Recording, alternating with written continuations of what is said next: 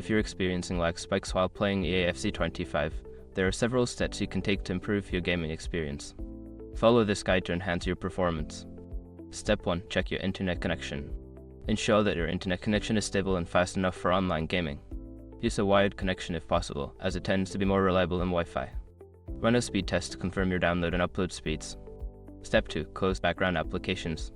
Before launching the game, close any unnecessary applications running in the background.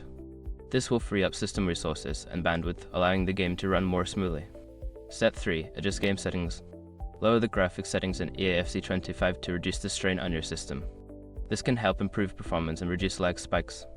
Look for options like resolution, texture quality, and frame rate. Step 4. Update drivers and software. Make sure your graphics drivers and game software are up to date. Check for updates from your graphics card manufacturer and install any available patches for EAFC 25 to ensure optimal performance. Step 5. Optimize network settings. Adjust your router settings for gaming. Enable quality of service QoS to prioritize gaming traffic and consider changing the DNS settings to a faster server. This can help reduce latency and improve connection stability. By following these steps, you should see an improvement in your gameplay experience with fewer lag spikes. Enjoy your time on the pitch.